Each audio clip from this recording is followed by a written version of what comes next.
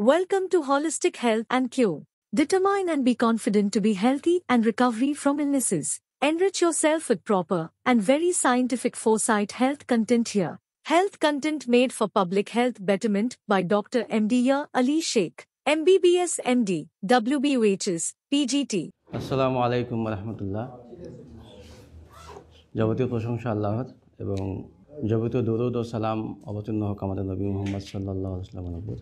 তো আপনারা সব কেমন আছেন? আচ্ছা, গতদিন যে বিষয়টা আলোচিত হয়েছিল যেটা হচ্ছে যে ডায়াবেটিস এবং কোলেস্টেরলের সম্পর্ক, ডায়াবেটিস কী, কোলেস্টেরল কী এবং তাদের পারস্পরিক সম্পর্ক কী, একটা হলে আর একটা কেন হবে এবং তার কী চিকিৎসা, মোটামুটি সেখানে কারো কোনো কনফিউশন আছে? ভিডিও সবাই দেখেছে? তো শুরু করা যাক। আজকে প্রবলেমটা হচ্ছে থাইরয়েডের প্রবলেম। আমাদের ছেলেগুলো ডেকে নেন, শিক্ষক সবাই। তো থাইরয়েড সম্পর্কে আমাদের কি আইডিয়া আছে আগে শুনি। সাহিদ বলো, তুমি বলো, আপনি বলেন। নাসিম আক্তার ভাই বলেন, আপনার কি আইডিয়া আছে থাইরয়েড সম্পর্কে?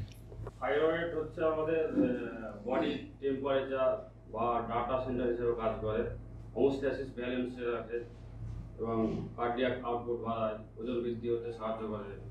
তারপরে অন্তর থেকে ক্যালসিয়াম আয়রন শোষণ করতে সাহায্য করে এবং হরমোন ব্যালেন্সটাকে এবং বডির তাপমাত্রাটাকে ব্যালেন্সে রাখে।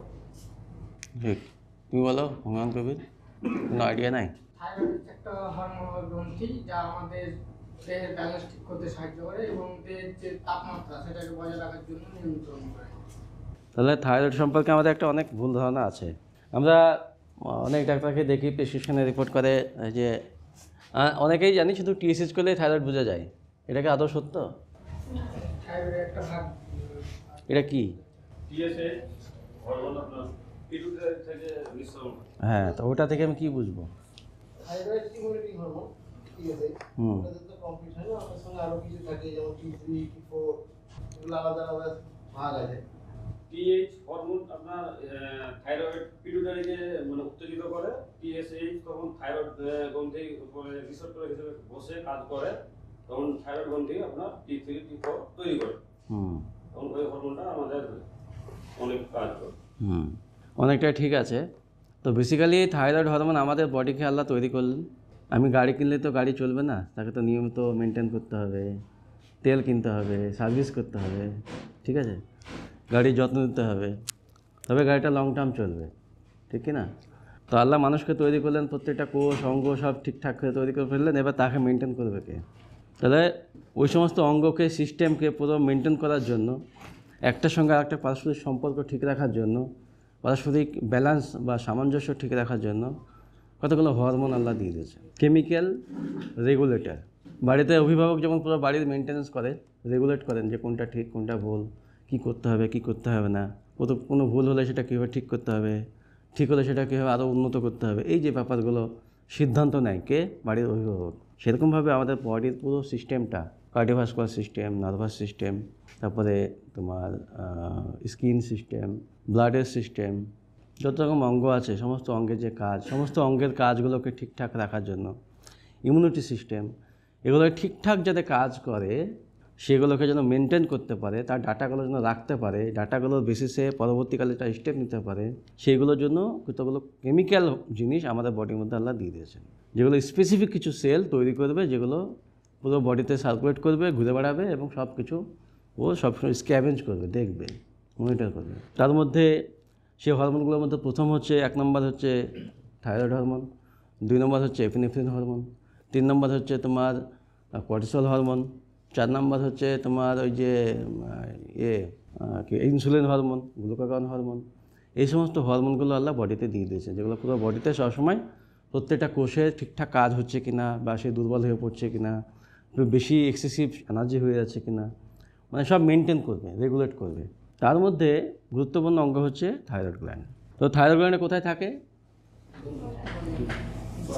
ইন ফ্রন্ট অফ কি? ইন ফ্রন্ট অফ, এটা কি? ট্রাকিয়া। ট্রাকিয়ার সামনে থাকে, দুই সাইডে এরকমভাবে ঝুলে থাকে, এইভাবে। তাহলে রাইট সাইডে একটা লোব থাকে, লেফট সাইডে একটা লোবটা, মিডিলে একটা স্পঞ্জ থাকে।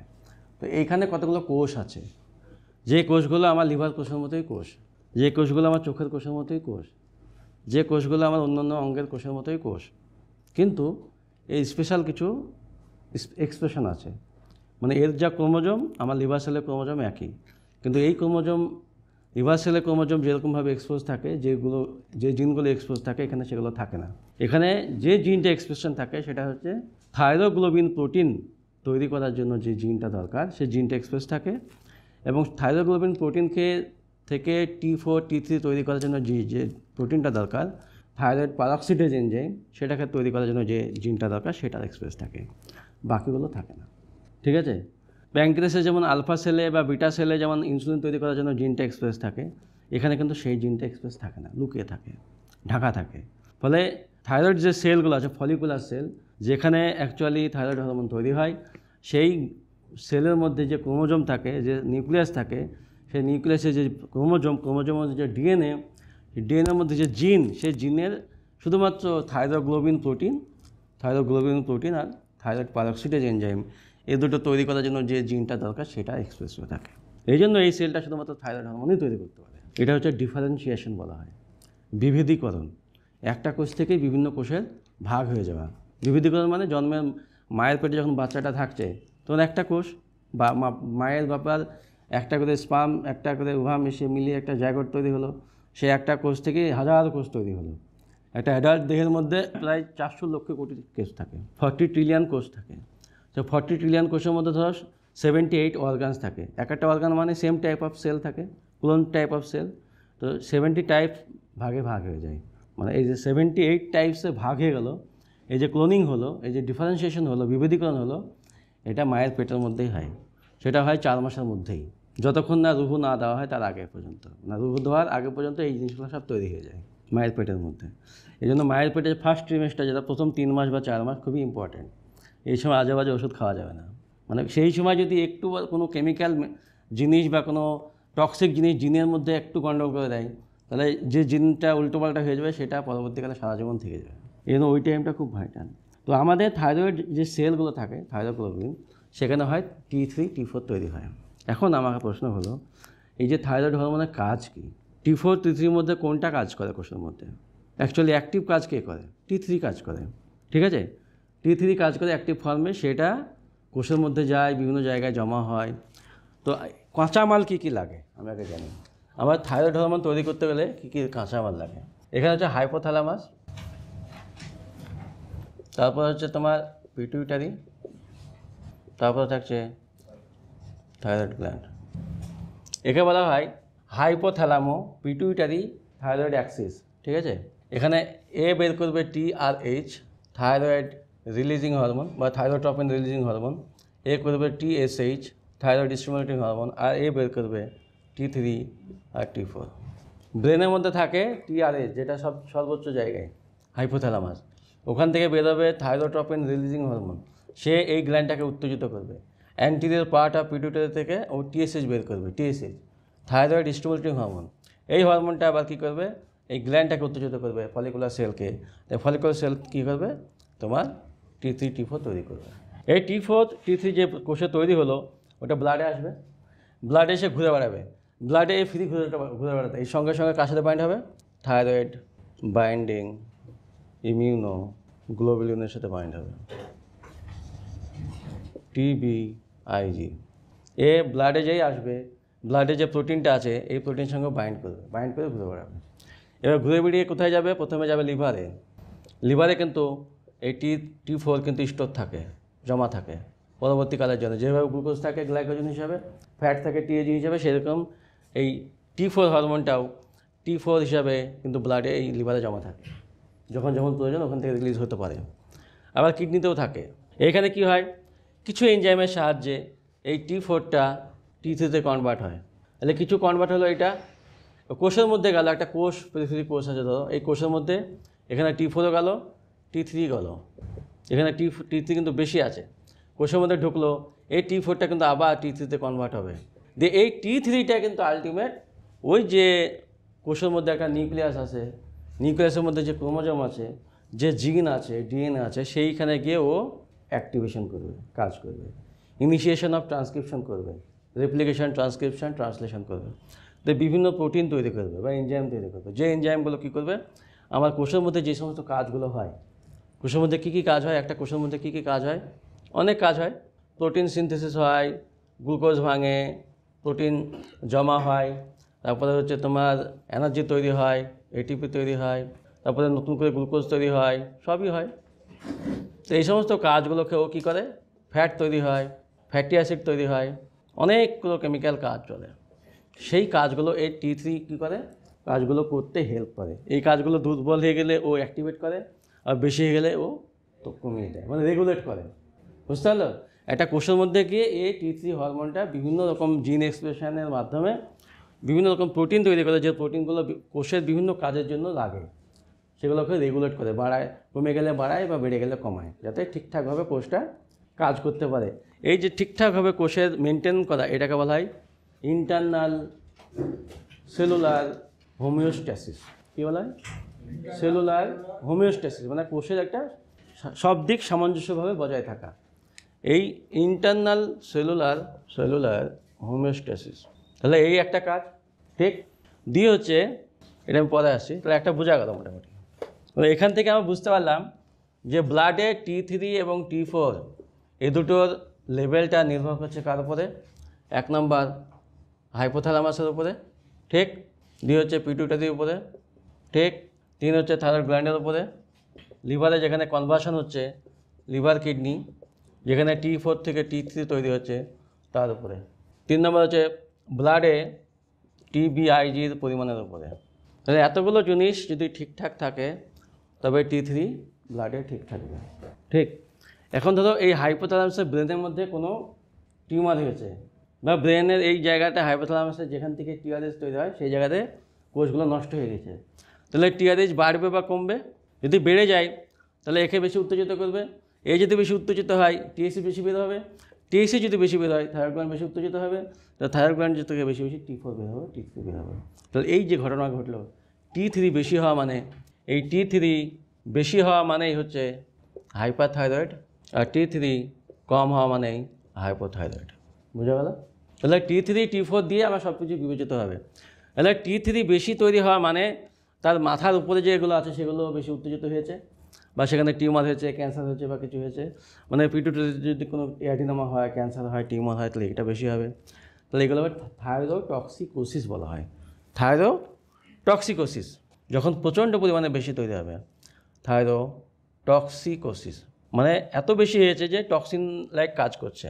আর যদি এমন কিছু হয় যে পিটুইটারিতে বা এখানে বা এই গ্ল্যান্ডে এমন কিছু সমস্যা হয়েছে যে TRH বা TSH তৈরিই হচ্ছে না, TSH এই গ্ল্যান্ড থেকে T3 তৈরিই হচ্ছে না, একদম কম, এবং T3 হেভি কম, তাকে বলা হয় মিক্সিডিমা কমা। মানে এত কমে যায় যে কোষের কোনো কাজই আর করতে পারে না, সে অজ্ঞান হয়ে পড়ে থাকে, হাত পা ফুলে একবার যাচ্ছে তার অবস্থা।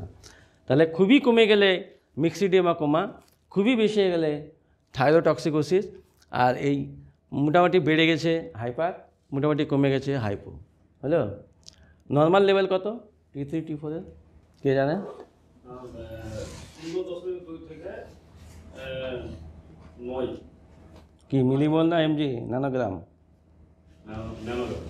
ন্যানোগ্রাম 20 থেকে 100 বা 80। বুঝছো? এটা বুঝেছ? বেশ। এবার ধর গ্ল্যান্ডের সমস্যা হয়েছে, থাইরয়েড গ্ল্যান্ডে যে ফলিকল সেল আছে, ফলিকল সেল, সেইখানে ধরো কোনো একটা ইনভেডার ঢুকেছে, কোনো জীবাণু হতে পারে, জার্মস হতে পারে, কোনো টক্সিন হতে পারে, ঢুকেছে। এই কোষের যে কাজ, নর্মাল কাজ, থাইরোগ্লোবিন তৈরি হয়, সেটাকে ও প্রতিহত করছে, নষ্ট করছে। তাহলে কী হবে? T3 কম তৈরি হবে, T4 কম তৈরি হবে, একে বলা হাইপোথাইরয়েড। এই ফলিকুলার সেলগুলো যদি নষ্ট হয়ে যায় সাইটোকাইনিন দিয়ে, মানে যখন অ্যান্টিবডি তৈরি হবে, তখন তাকে বলা হয় থাইরয়েডাইটিস বা অটোইমিউন হাইপোথাইরয়েডিজম। থাইরয়েড গ্ল্যান্ডের ফলিকুলার সেলে যদি কোনোভাবে নষ্ট হয়ে যায় বা কোনোভাবে যদি এই হরমোন এখানে তৈরি কম হয়, তাকে বলা হয় হাইপোথাইরয়েডিজম। এখানেও হতে পারে, উপর থেকে হতে পারে, সেটা হচ্ছে প্রাইমারি। এই গ্ল্যান্ডের বাইরে যেগুলো হয়ে গেল সেগুলো হচ্ছে সেকেন্ডারি। তো এখানে যেটা হবে, যদি কমে যায় হাইপো, বেশি হলে হাইপার। এবার কখন হতে পারে? যদি এইখানে যে থাইরোগ্লোবিন সেলগুলো আছে, এইটা আমি একটু দেখাচ্ছি ছবি করে, পরপর বুঝে যাও আস্তে আস্তে। ধরো এখানে সেল আছে, এখানে একটা নিউক্লিয়াস আছে, এখানে কোলয়েড আছে, নিউক্লিয়াস। থাইরয়েড গ্ল্যান্ডে যে ব্লাড ফ্লোটা যাচ্ছে সেখান থেকে আমি কি পাচ্ছি? আয়োডিন পাচ্ছি। তাহলে আয়োডিন অ্যাজ আয়োডাইড হিসাবে আর সোডিয়াম এই দুটো সিম্পোর্ট হিসাবে ঢুকবে। সোডিয়ামটা ঢুকলো, আয়োডিনটা ঢুকলো, এটা একটা আয়োডিন। এরপরে এখানে কি হবে? কাপলিং হবে। কাপলিংয়ে কি হবে? এই কাপলিংয়ের জন্য যে এনজাইমটা দরকার, দুটো আয়োডিন যুক্ত হয়ে আয়োডিন তৈরি হবে। এইখানে এবার হচ্ছে আমাদের নিউক্লিয়াস থেকে তৈরি হয়ে বসে আছে কে? থাইরোগ্লোবিউলিন প্রোটিন। এই প্রোটিনটা তৈরি হয়ে গিয়ে বসে আছে এইখানে, কোলয়েডে জমা হয়ে আছে। এই প্রোটিনটা নিউক্লিয়াস থেকে জিন থেকে তৈরি হয়ে এই কোলয়েডে জমা হয়ে আছে থকথকে জেলের মতো। এই থাইরোগ্লোবিন প্রোটিন, এই গ্লোবিনে কি আছে? এই প্রোটিনে স্পেশাল কিছু ক্যারেক্টার আছে। কি আছে? এখানে মাঝে মাঝে টাইরোসিন আছে। টাইরোসিনটা একটা অ্যামাইনো অ্যাসিড, যে অ্যামাইনো অ্যাসিডের কী আছে? Essential amino acid. এখানে কী আছে? এখানে ধরো আলফা কার্বন, এখানে হাইড্রোজেন আছে, এখানে অ্যামোনিয়া আছে, এখানে কার্বক্সিলিক গ্রুপ আছে, এইখানে আছে ফেনল গ্রুপ। এইখানে হাইড্রোক্সিল গ্রুপ থাকার জন্য যে কোনো ফসফেট সহজে বাইন্ড হতে পারে। এই ক্যারেক্টারের জন্যই কি হচ্ছে? টাইরোসিনের সঙ্গে এই আয়োডিন যুক্ত হবে। আয়োডিন যুক্ত হয়ে একটা যুক্ত হলে মনোআয়োডো MIT তৈরি হবে, মনোআয়োডো থাইরোনিন। দুটো হলে ডায়োডো থাইরোনিন। এবার এইটা এখানে জমা হয়ে থাকবে, DIT MIT হিসেবে জমা থাকবে। এরপরে থাইরয়েড পারঅক্সিডেজ এনজাইমের সাহায্যে এই DIT দুটো মিলে যুক্ত হবে T4 টেট্রায়াডো, আর DIT অ্যান্ড MIT যুক্ত হয়ে তৈরি হবে T3 বা টেট্রায়াডো থাইরোনিন। এইটা কিন্তু কোষে এখানে জমা হয়ে থাকলো, তৈরি হয়ে এখানে জমা হয়ে থাকলো। এবার যখন কোষের ব্লাডের প্রয়োজন, যখন আমার সিগন্যাল আসছে, তখন ব্লাডে বেরিয়ে এসে চলে আসছে। ঠিক আছে? বেরিয়ে গিয়ে ব্লাডের সাথে যুক্ত হচ্ছে TBIGর সঙ্গে, লিভারে জমা হচ্ছে TBIGর সঙ্গে বাইন্ড হয়ে। এবার আবার যখন এক্সেস প্রয়োজন, এখান থেকে বেরোতে পারছে না, রেডিলি অ্যাভেলেবল, লিভার থেকে কনভার্ট হয়ে কাজে লাগাচ্ছে। তো এখানে থাইরয়েড হরমোন তৈরি করতে গিয়ে কী কাঁচামাল লাগলো আমার? প্রথম লাগলো আয়োডিন, দ্বিতীয় লাগলো সোডিয়াম তাহলে ঢুকতে পারতো না, তৃতীয় লাগলো কি? টাইরোসিন লাগলো, তৃতীয় গেলো থাইরোগ্লোবিন প্রোটিন লাগলো, 3 নম্বর কী লাগলো? আমার এই পারঅক্সিডেজ এনজাইম লাগলো। এই এনজাইমটা আবার কাজ করতে পারবে না, কাজ ছাড়া? সেলেনিয়াম ছাড়া কাজ করতে পারবে না, সেলেনিয়াম অ্যান্ড জিঙ্ক ছাড়া কাজ করতে পারবে না। তাহলে এই এনজাইমের জন্য এই দুটো মলিকুল দরকার। তাহলে এতগুলো জিনিস কাঁচামাল লাগলো, তবে আমার ফলিকুল সেলে একটা থাইরয়েড হরমোন তৈরি হলো। এই তৈরি হওয়ার পরে লিভারে যে কনভার্সনটা হচ্ছে, T3 থেকে T4 থেকে T3 কনভার্সন হচ্ছে। এই কনভার্সনের জন্য কিন্তু একটা এনজাইম লাগে, সেটা হচ্ছে ডিআয়োডিনেজ। এই এনজাইমটা কাজ করতে গিয়ে আবার কী লাগে?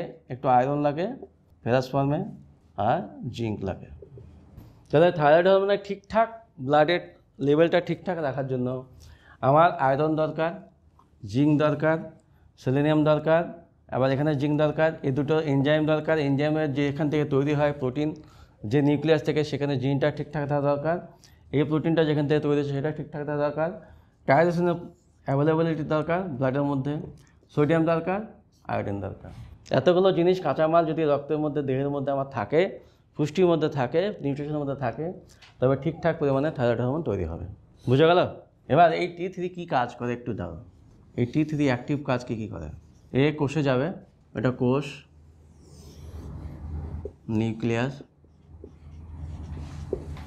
কোষে গিয়ে এখানে ঢুকলো, কোষের মধ্যে। এই কোষের মধ্যে গিয়ে নিউক্লিয়াস থেকে এমন কিছু প্রোটিন বের করবে, সিনথেসিস করবে, প্রমোট সিনথেসিস অফ প্রোটিন। কি যেটা কিসে লাগবে? যেটা লাগবে গ্লাইকোলাইসিসে লাগবে। গ্লাইকোলাইসিস মানে সুগারকে ভেঙে গ্লুকোজ তৈরি করা হবে, শক্তি তৈরি করার জন্য যে এনজাইমটা হচ্ছে ফসফোফ্রুক্টোকাইনেজ, PFK, ফসফোফ্রুক্টোকাইনেজ। 2 হচ্ছে গ্লুকোকাইনেজ। তাহলে এই দুটো গ্লাইকোলাইসিসের জন্য লাগছে। 3 নম্বর হচ্ছে গ্লাইকোজেনোলাইসিস। এই জন্য কী দরকার? গ্লাইকোজেন ফসফোরাইলেজ এনজাইমটা দরকার। 3 নম্বর কী দরকার? হচ্ছে ক্রেবস সাইকেলে যে এনজাইমটা লাগে, আলফা কিটো গ্লুটারেট ডিহাইড্রোজিনেজ এই এনজাইমটা লাগে। তো এই এনজাইমগুলো এই কোষের যে শক্তি উৎপন্ন করার যে কারখানা, একটা কোষের মধ্যে যে শক্তি উৎপন্ন হয়, তো কোষের মধ্যে যে শক্তি উৎপন্ন হওয়ার যে কারখানা, গ্লুকোজকে ভেঙে যে এটিপি তৈরি করার যে কারখানা, সেইখানে এই এতগুলো জিনিস লাগে। গ্লাইকোলাইসিস করতে গেলে এই এনজাইমটা লাগবে, এই এনজাইমটা লাগবে, এটা লাগবে, এটা লাগবে। এইগুলো ঠিকঠাক পরিমাণে রাখার জন্য, রেগুলেট করার জন্য ওই T3 হরমোনটা এই নিউক্লিয়াসের জিন খায় এক্সপ্রেশন করবে, জানাবে যেটা ঠিকঠাক নাই তৈরি করো, কম হয়ে গেছে তৈরি করো, বেশি হয়ে গেছে কমাও। এই জিনিসটা কী করে? T3 হরমোন কাজ করে। ফলে একটা কোষের যে এনার্জি এক্সপেন্ডিচার, একটা কোষে কতটা শক্তি থাকবে সেটা কে নির্ধারণ করছে? T3। তাহলে এনার্জির জন্য এনার্জি এক্সপেন্ডিচার কত হবে সেটা কে নির্ধারণ করছে? T3।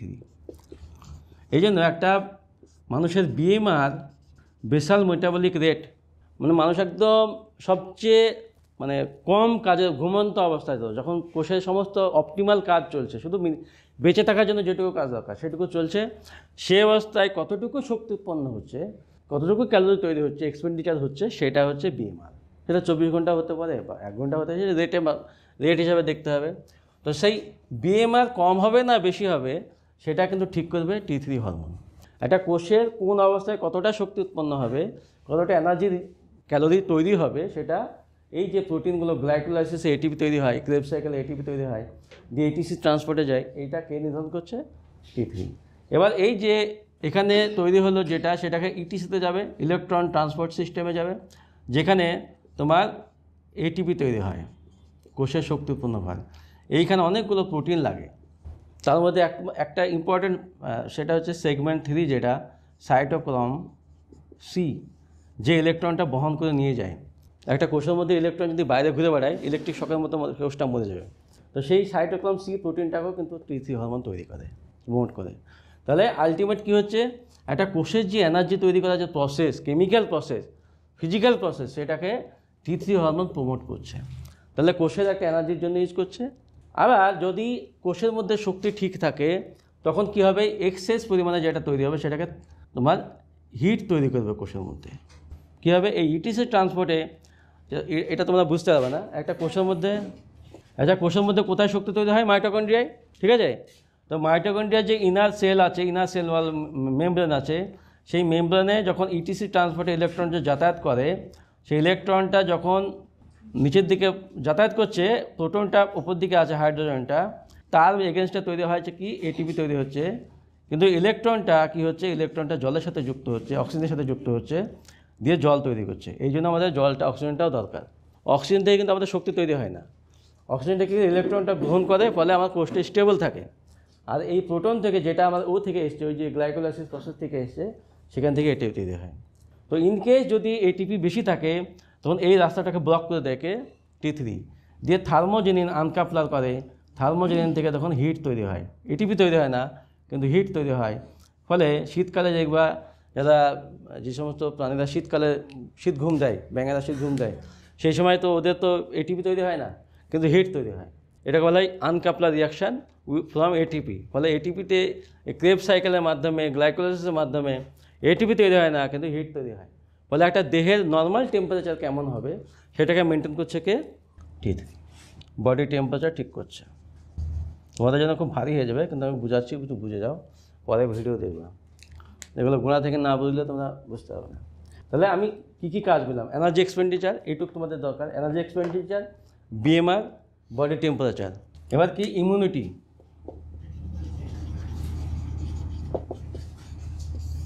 যে কোনো জীবাণু যখন আমার দেহের মধ্যে অ্যাটাক করবে, তখন কি হয়, আমাদের যে ম্যাক্রোফেজ সেলগুলো আছে, ডেন্ড্রাইটিক সেল,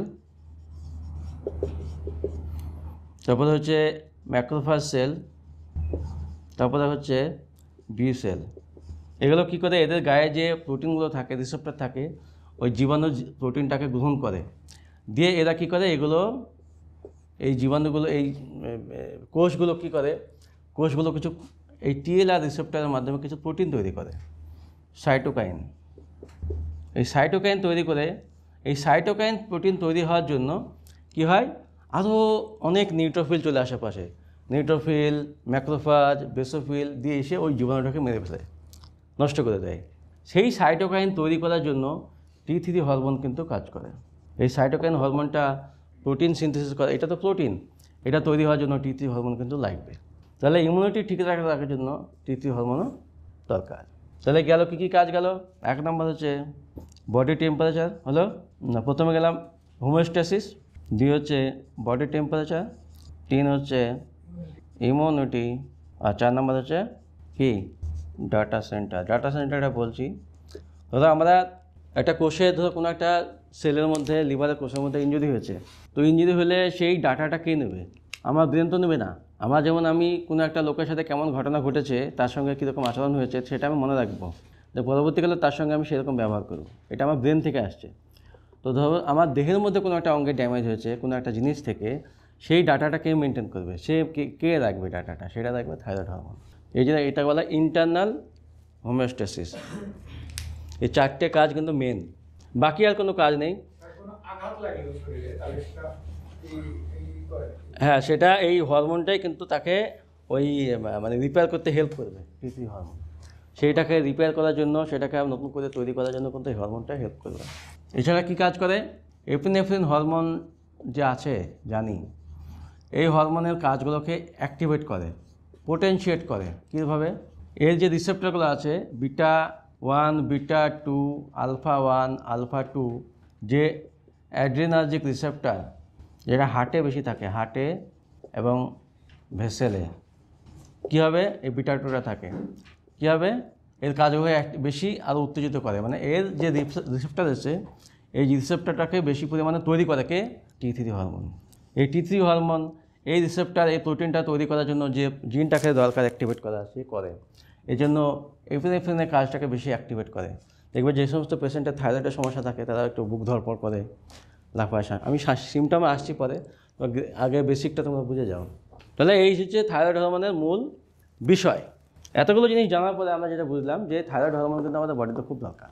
একটা কোষের সুস্থ থাকার জন্য, দেহের ইন্টারনাল হোমিওস্ট্যাসিস ঠিক রাখার জন্য, ইমিউনিটি ঠিকঠাক রাখার জন্য, বডি টেম্পারেচার ঠিকঠাক রাখার জন্য, বা আমার কোষের এনার্জি ঠিকঠাক রাখার জন্য আমার T3 হরমোন খুব দরকার। শুধু সেটা খুব কম পরিমাণে দরকার, কিন্তু এই হরমোনটা যদি কোনো ক্রমে যদি একদমই না থাকে দেহের মধ্যে, সেই হরমোনের ব্যাকআপ হিসাবে কিন্তু এপিনেফ্রিন কাজ করতে পারে। এপিনেফ্রিন হরমোন যেটা বললাম, সেটা কিন্তু ব্যাকআপ হিসাবে কাজ করতে পারে। তো এই হরমোনটা আমাদের বডির এতগুলো কাজ করে, যে হরমোনটা নিয়ে আমরা খুব সজাগ, এখন বর্তমানকালে খুব বেশি পরিমাণে দেখা যাচ্ছে। প্রায় 10% প্রিভ্যালেন্স, অর্থাৎ প্রতি 10 জনের মধ্যে 100 জনের মধ্যে 10 জন কিন্তু থাইরয়েড হরমোন এই গ্ল্যান্ডের সমস্যা আক্রান্ত। এবং এতে আমরা কী দেখি সিমটম?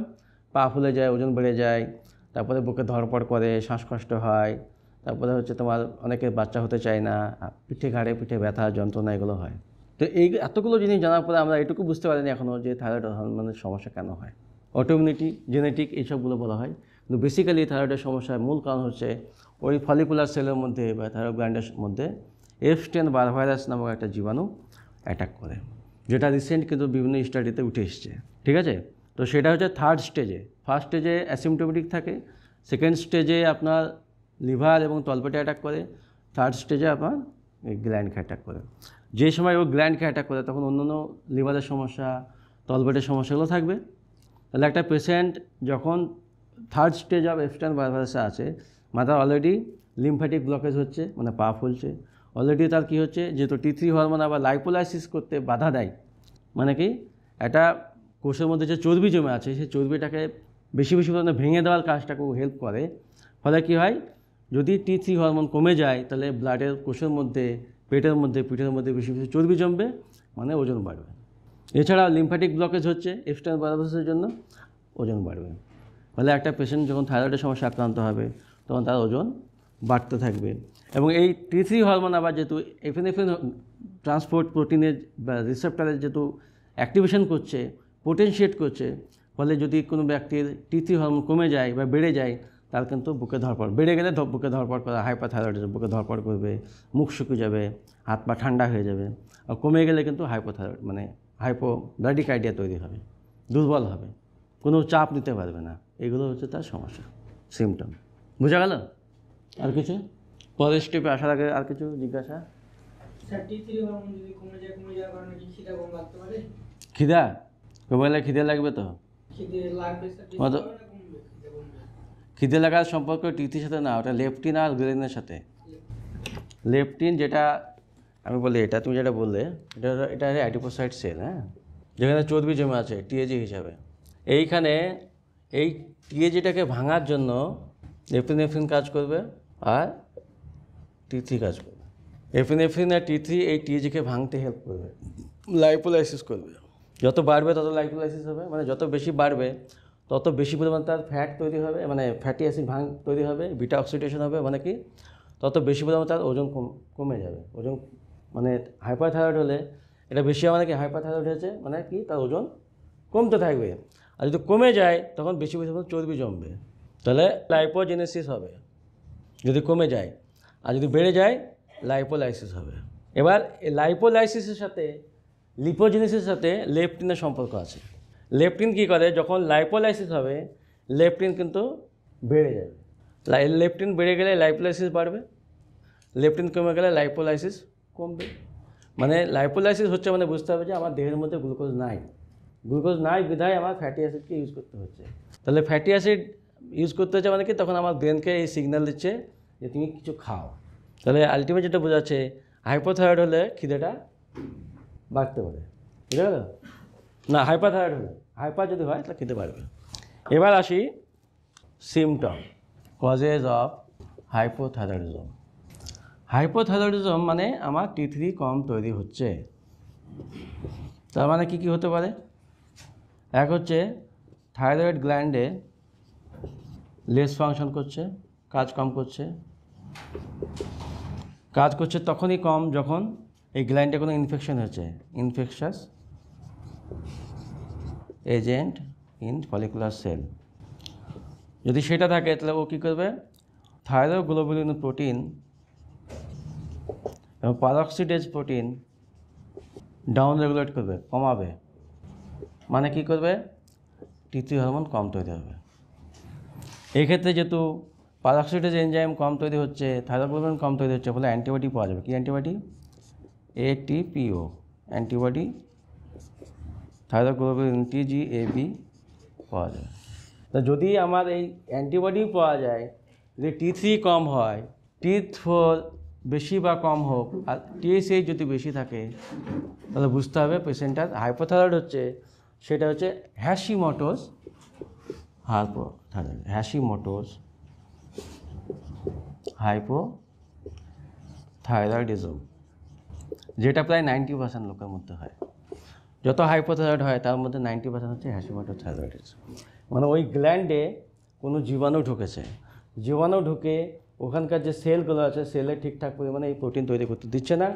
এই প্রোটিন ঠিকঠাক তৈরি না হলে এই তোমার এখানে কিছু অ্যান্টিবডি তৈরি হচ্ছে, যে অ্যান্টিবডি এগেনস্টে ATPAB TGAB তৈরি হচ্ছে, যেটা তৈরি হচ্ছে এবং সেটা বুঝতে পারছি যে এখানে কিছু ইনফেকশন হয়েছে, এবং টি3 আলটিমেট কম তৈরি হচ্ছে, যে ব্লাডে কম হচ্ছে, হাইপোথাইরয়েডিজম হচ্ছে। হাইপো হলে যা হয়, ওই যে যা হয় মানে কি নার্ভাস সিস্টেমের সমস্যা হচ্ছে, বিটা অ্যাড্রেনার্জিক রিসেপ্টরে ব্লক হওয়ার জন্য, কম হওয়ার জন্য কি বেশি অ্যাক্টিভিটি হচ্ছে অ্যাড্রেনালিনের, ফলে সেটা বেশি হচ্ছে। হাইপার মানে বা কী হচ্ছে, মানে ব্র্যাডিকার্ডিয়া হচ্ছে, হাত পা ঠান্ডা হয়ে যাচ্ছে।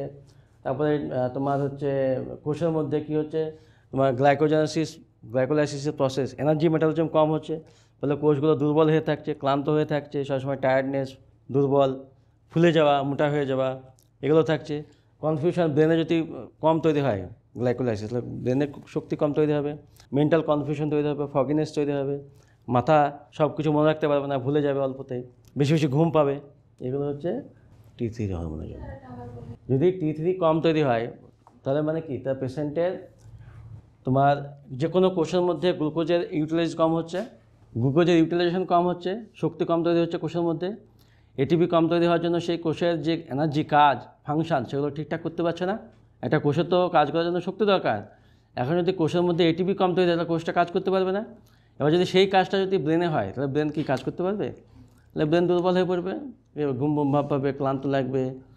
কোষের মধ্যে দেহের বিভিন্ন মাসেলে যদি হয়, মাসেল দুর্বল থাকবে, মাসেল ঠিকমতো কাজ করতে পারবে না, ক্লান্ত ভাব লাগবে, ব্যথা ভাব লাগবে, ঠিক আছে?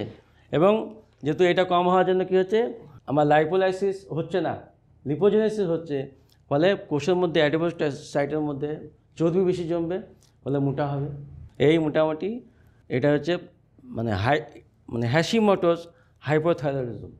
এই পেশেন্টে কী হয়, বুক মানে চেপে ধরে, বুক মনে হালকা হয়ে যাচ্ছে, হ্যাঁ। তারপরে ধরো কোনো স্ট্রেস নিতে গেলে নিতে পারে না। স্ট্রেস হলে কী হয়, স্ট্রেসের যেমন দরকার কী হরমোন এপিনেফ্রিন, আর সেটাকে কাজ করার জন্য এই হেল্প করে। এ কিন্তু নাই, তাহলে কী হবে, আলটিমেট স্ট্রেস নিতে পারবে না, কাজ করতে পারবে না ঠিকমতো। তোমার একটা ধরো কোনো একটা কাজ দুজন দরকার, তো একজন এসছে একজন করছে, তো একজনের কাজ কি দুজনের কাজ কি একজন করতে পারবে ঠিকঠাক, তো হবে না। বলে T3 হরমোন ঠিকঠাক না থাকার জন্য এপিনেফ্রিন ঠিকমতো কাজ করতে পারবে না। বলে যে কোনো স্ট্রেসের সামনে এলেই ও কিন্তু নিতে পারবে না, হয়তো অজ্ঞান হয়ে গেলো, কোনো মরার ঘটনা শুনলো বা কোনো অ্যাক্সিডেন্টের ঘটনা শুনলো, দেখো দাঁত মুখ লাগিয়ে নিচে পড়ে গেল, নিতে পারছে না, বুক চেপে ধরছে, হাত পা সব ঠান্ডা হয়ে যাচ্ছে, এটা হ্যাশিমোটোস হাইপোথাইরয়েডিজম। তাহলে এতগুলো জিনিস শুধুমাত্র এই গ্ল্যান্ডে এফেক্ট করার জন্য, প্রাইমারি কজ এটা। এবার ধরো এইখানে এমন কোনো ভাইরাস ঢুকলো যে ভাইরাসটা ওকে কমাচ্ছে না বরং বাড়িয়ে দিচ্ছে, এমন হতে পারে। এফস্টেন ভাইরাস কত রকম বলেছি, 60 রকম। ধরো কোনো একটা টাইপ যেটা খুব খতরনাক ভয়ানক, সে ওখানে ঢুকলো, ঢুকে গিয়ে ও তো কমানো দূর কথা, ও যত জিন আছে বাড়ানোর জন্য সব বাড়িয়ে দিল, দেখে হলো প্রচুর পরিমাণে T3 তৈরি হলো, দিয়ে আলটিমেট ওই গ্ল্যান্ডে একটা ছোট্ট টিউমার তৈরি করলো, নডুলার টিউমার তৈরি করলো, ক্যান্সার তৈরি করলো, প্যাপিলারি ক্যান্সার। বেশি বেশি পরিমাণে T3 তৈরি হবে, আর বেশি বেশি তৈরি হওয়া মানে কি, এইসব সিমটম যা আগে ছিল সব উল্টে যাবে, উল্টে গিয়ে বেশি বেশি পরিমাণে হবে। এই যে ঘটনা, এটা বলা হয় থাইরোটক্সিকোসিস বা গ্রেভস ডিজিজ। এই দুটো তোমরা জানো, মোটামুটি আরও অনেক কিছু আছে। হ্যাশিমোটোস হচ্ছে থাইরয়েড গ্ল্যান্ডের মধ্যে যদি কমে যায় ইনফেকশন হয়ে, যেখানে T3 কম তৈরি হয়। আর গ্রেভস ডিজিজ হচ্ছে যখন এমন কোনো ভাইরাস ঢুকবে যে এই গ্ল্যান্ডগুলোকে আরও উত্তেজিত করে এমনভাবে বাড়িয়ে দেবে, মোটা করে দেবে, ফুলে দেবে, যে প্রচুর পরিমাণে নডুল তৈরি করবে, মাল্টি নডুলার গয়টার তৈরি করবে, তার সঙ্গে প্রচুর পরিমাণে T3 তৈরি করবে, যেটাকে বলা হয় গ্রেভস ডিজিজ। এখানে কি হয়, থাইরোটক্সিকোসিস হয়। এক্সেসিভ পরিমাণে T3 হওয়ার জন্য যা যা সিমটম হয়, কী হবে এক্সেসিভ পরিমাণে হলে, এক্সেসিভ পরিমাণে হলে কী হবে, প্রথম হবে যে একটা কোষের মধ্যে বেশি বেশি পরিমাণে T3 যাচ্ছে, মানে বেশি বেশি পরিমাণে কোষের মধ্যে গ্লাইকোলাইসিস হচ্ছে, গ্লুকোজ থেকে শক্তি তৈরি হচ্ছে, এটিপি তৈরি হচ্ছে, মানে কি বডির মধ্যে প্রচুর পরিমাণে এনার্জি ক্ষয় হচ্ছে, মানে BMR হাই। তাহলে বডির মধ্যে ওজন বাড়ছে না, এত খাচ্ছে ওজন বাড়ছে না, ওজন বাড়বে না। দিয়ে হচ্ছে কী হবে, পেশেন্টের কোষের মধ্যে যে তোমার হচ্ছে বিভিন্ন রকম জিন DNA এক্সপ্রেশন হচ্ছে ওর জন্য, T3-র জন্য, সেগুলো আরও বেড়ে যাবে, ইনসুলিন অ্যাক্টিভিটি বাড়িয়ে দেবে। GLUT4, এই GLUT4 যে প্রোটিনটা, যেটা কিসের জন্য দরকার, ইনসুলিন কোষের মধ্যে ঢোকার জন্য দরকার, সেটাকে বেশি বেশি পরিমাণে ও কিন্তু তৈরি করে আবার T3 হরমোন। মানে সবার সাথে সবার কানেক্টেড, T3 হরমোনটা কিন্তু এই প্রোটিনটাকেও তৈরি করতে হেল্প করে। তাহলে কী হবে, বেশি বেশি পরিমাণে এটা তৈরি হবে, বেশি পরিমাণে শক্তি আরও গ্লুকোজ কোষের মধ্যে ঢুকবে, এতগুলো কাজ বেড়ে যাবে। থাইরোটক্সিকোসিস হলে মানে ঘাম বেশি হবে, এফিনের সাথে কাজ করার জন্য বেশি বেশি পরিমাণে ঘাম তৈরি হবে, প্রচণ্ড ঘাম তৈরি হয়, যারা হাইপার হয় গা ঘামে খুব, ওজন কমে যায়, বুকে ধরপড় করে, গা মানে তোমার কী হয়, মেজাজ খিটখিটে হয়, এগুলো সব হয়, ঠিক আছে। তাহলে হাইপার আর হাইপো মানে ম্যাক্সিমাম হ্যাশিমোটোস হাইপোথাইরয়েডিজম, আর হাইপার মানে ম্যাক্সিমাম হচ্ছে গ্রেভস ডিজিজ। এছাড়াও আরও অনেক কিছু আছে, যেমন পিটুইটারিতে টিউমার হতে পারে, ক্যান্সার হতে পারে, হাইপোথাইরয়েডে টিউমার হতে পারে, ক্যান্সার হতে পারে। এত কিছু করার পরেও সব কিছু ঠিকঠাক আছে, তার উপরে কিন্তু হরমোন কম থাকতে পারে। এতগুলো এই গ্ল্যান্ড ঠিক আছে, হাইপোথাইরয়েড ঠিক আছে, পিটুইটারি ঠিক আছে, তার উপরে কিন্তু T3 লেভেল ব্লাডে কম থাকতে পারে। কখন, যখন লিভার এবং কিডনিতে সমস্যা হবে, যখন ডিআয়োডিনেজ এনজাইমের সমস্যা হবে।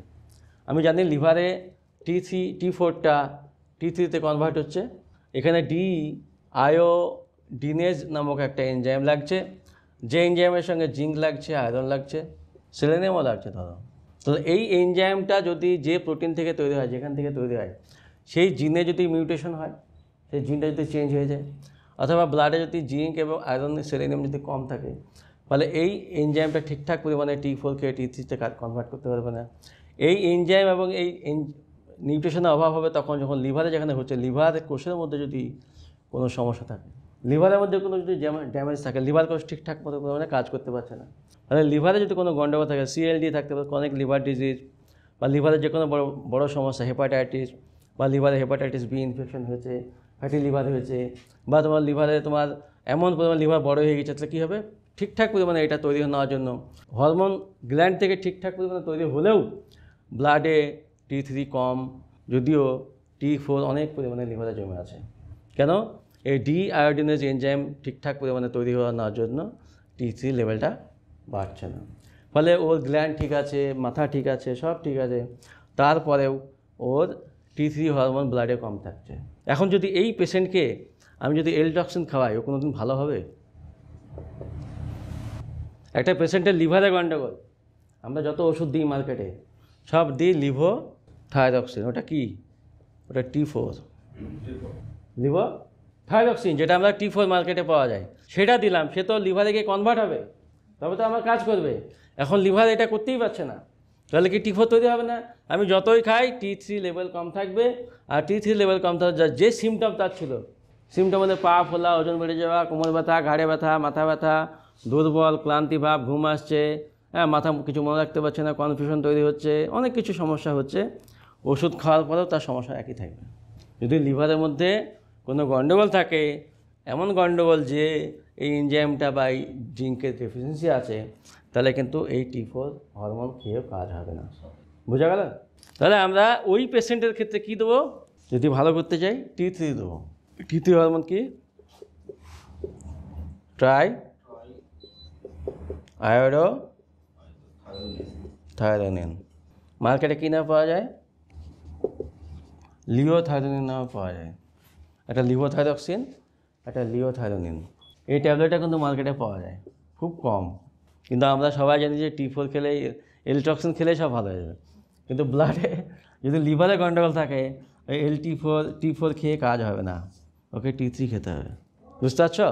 তাহলে T4 অ্যাকচুয়ালি কাজ করছে T3, কিন্তু আমি খাচ্ছি T4। এই জন্যই খাচ্ছি, এই ভেবে খাচ্ছি যে আমার লিভার ঠিক আছে। লিভারে যে কনভার্সনটা হয়, কোষের মধ্যে যে কনভার্সন হয়, কোষের মধ্যেও কিন্তু কনভার্সন হয়, কোষের মধ্যেও এনজাইম থাকে, সেটা ঠিকঠাক থাকে, ঠিকঠাক ভেবে নিয়ে আমি কিন্তু ওষুধটা খাচ্ছি। ইনকেস যদি কোনো ব্যক্তির এই এনজাইমের অভাব হয়, লিভারে গন্ডগোল থাকে, কিডনিতে সমস্যা থাকে, তাহলে ঠিকঠাক কনভার্ট হবে না। আর কনভার্ট না হলে কী হবে? T3 হরমোন ব্লাডে কম থাকবে, কোষে কম থাকবে, অন্য কাজ যা করছিল সেগুলো ঠিকঠাক কম হবে, বডির টেম্পারেচার কমে যাবে, বডির ইন্টারনাল হোমিওস্ট্যাসিস কমে যাবে, এগুলো সব কমে যাবে। যদিও আমি T4 খাচ্ছি, এক্ষেত্রে কিন্তু এই T3 হরমোন দিতে হবে, লিওথাইরোনিন। এটা গেলো মোটামুটি সিমটোম্যাটিক ট্রিটমেন্ট। এবার তুমি কীভাবে পেশেন্টকে সুস্থ করবে? হ্যাঁ, এফ মানে ফ্রি। ব্লাডে যে থাইরোগ্লোবিন বাইন্ড হচ্ছে সেটা থাকেও বাইন্ড থাকে না, কিছু ফাঁকা থাকে, কিছু ফ্রি থাকে, কিছু বাইন্ড হয়ে থাকে। তো বাইন্ড যেটা আছে সেটা তো আমি মাপতে পারবো না। টোটালটা মাপা যাবে, কিন্তু ওইটা মাপা যাবে না। এই জন্য আমরা ফ্রিটা মাপি, টোটালের সঙ্গে ওইটা বাইন্ড করে মানে মাপি, দিয়ে যেটা বাকি থাকে সেটা হচ্ছে বাইন্ডিং প্রোটিন। বুঝতে পারছো? তো FT3 তো কাজ করে না, ফ্রি ফর্মেই কাজ করে। তোমার যেটা এই যে TBIG যেটা বাইন্ড থাকছে, thyroid binding immunoglobulin, thyroid binding immunoglobulin, এটা কিন্তু সিরামে থাকে, ব্লাডে। এর সঙ্গে T3 বাইন্ড হয়, T4 বাইন্ড হয়। যে বন্ড হয়ে থাকবে সেটা কিন্তু কোষের মধ্যে যেতে পারবে না, যে বন্ড আছে। তো ফ্রি ফর্মে যে আছে সেই যেতে পারবে। তাহলে আমার ফ্রি ফর্মটা দরকার, আমার কাজের জন্য, কাজ নিয়ে কথা। তো ফ্রি ফর্মের জন্য মাপা হয়। এখন একটা ব্লাডের পেশেন্টের TSH মাপা হলো, শুধু TSH মাপলে কি আমি বুঝতে পারবো যে হাইপো না হাইপার? TSH খুব বেশি, তাহলে কি পেশেন্টটা কী হতে পারে? হাইপো হতে পারে, কিন্তু হাইপো বলা যাবে না, কনফার্ম বলা যাবে না যতক্ষণ না FT3 না মাপা হচ্ছে। ঠিক আছে? আবার ধরো FT3 কম, FT4ও কম, কী হতে পারে? হাইপো, কিন্তু এটা FT4টা কম কেন? কজটা কোথায় হতে পারে? গ্ল্যান্ডে হতে পারে। তোমার TSH বেশি, তোমার T4 নর্মাল, FT3 কম, কী হতে পারে? কজটা কোথায় থাকতে পারে? লিভার। ঠিক আছে? এবার ধরো তোমার TSH বেশি, T3 কম, FT4ও কম, মানে সমস্যা কোথায়? গ্ল্যান্ডে। FT3 কম, FT4 ঠিক আছে, এটা বেশি, তাহলে কি লিভারের সমস্যা। তাহলে আমার থাইরয়েড গ্ল্যান্ডের সমস্যা মাপার জন্য এই TSH, FT3, FT4 তিনটিয়ে মাপতে হবে। এবার যদি আরও দেখতে চাই, যখন গ্ল্যান্ডের সমস্যা হচ্ছে, তখন আমি ATPO অ্যান্টিবডি করব, টিপিও অ্যান্টিবডি আর টিজি অ্যান্টিবডি করব। এইগুলো যদি পাওয়া যায় বুঝতে হবে যে থাইরয়েড গ্ল্যান্ডের মধ্যে সমস্যা হয়েছে, যে গ্ল্যান্ডের ফলিকুলার সেল ঠিকঠাক পরিমাণে তৈরি করতে পারছে না। এতগুলো জিনিস তোমাদের দরকার, এগুলো যদি তোমাদের প্রয়োজন নাই। এবার আমার যেটা দরকার সেটা হচ্ছে কীভাবে ভালো করবো। এটা তো বেসিক জানা হলো, এবার আমরা কী করে সুস্থ হব। ঠিক, হাইপার হোক বা হাইপো হোক, ভালো হবো কী করে? যদি দেখি কোনো পেশেন্টের হাইপো হয়েছে, TSH খুব বেশি, FT4 বেশি, FT4 কম, FT3ও কম, তাহলে এটা বুঝতে হবে গ্ল্যান্ডের সমস্যা, থাইরয়েড গ্ল্যান্ড। তাহলে গ্ল্যান্ডের সমস্যা যদি বুঝতে পারি, তাহলে এক্ষেত্রে আমি গ্ল্যান্ডে কোনো ইনফেকশন নিশ্চয়ই আছে। তাহলে কী হতে পারে সেটা? F10 বার ভাইরাস। তাহলে এক্ষেত্রে আমি কী ট্রিটমেন্ট করব? তাকে ইমিডিয়েট সিমটোমেটিকের জন্য আমি FT4 দেবো বা লিভোথাইরক্সিন দেবো 0.5 mg/kg বডি ওয়েটে দেবো। 2 কী দেবো? গ্ল্যান্ডের চারিপাশে যে ভেনগুলো আছে, শিরাগুলো আছে, গ্ল্যান্ডের 2 পাশে আমি কী করব? হিজামা করব, যাতে ওখানে যে ইনফেকশনটা আছে কাটিয়ে দেবো। 3 নম্বর হচ্ছে ওই থাইরয়েড গ্ল্যান্ডের অ্যান্টিভাইরাল দেবো, অ্যান্টিভাইরাল ফুড দেবো। কী দেবো? ফুড মধ্যে কী আছে? এখানে আমার ক্যাটস ক্লো আছে, খুব ভালো কাজ করে। তারপরে কী আছে? তোমার লিকোরিস আছে, খুব ভালো কাজ করে। তারপরে কী আছে? লেমন বাম আছে, খুব ভালো কাজ করে।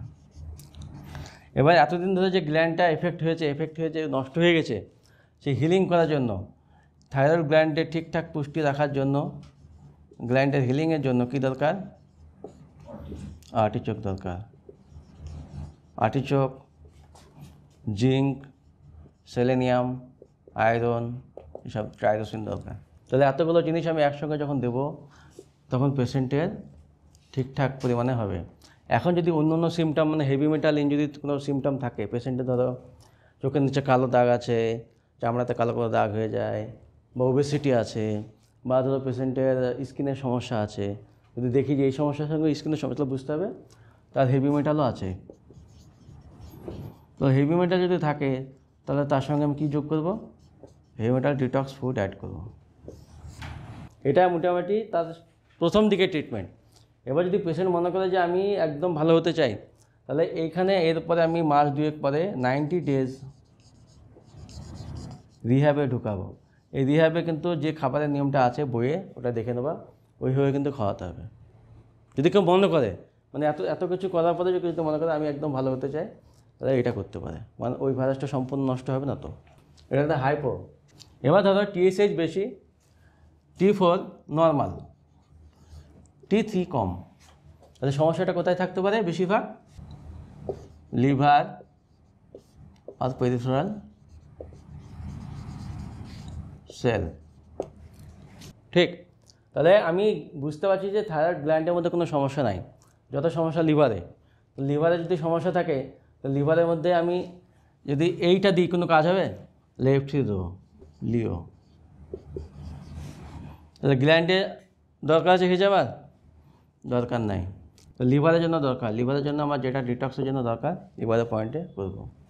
অ্যান্টিভাইরাল ফুড দিতে হবে কোথায়? লিভারে যদি সমস্যা থাকে, লিভারে নিশ্চয় আছে কিছু, তাহলে লিভারের মধ্যে যদি থাকে তো এগুলো দেবো। আর সঙ্গে অ্যাড করবো কি? Watery fruits and vegetable.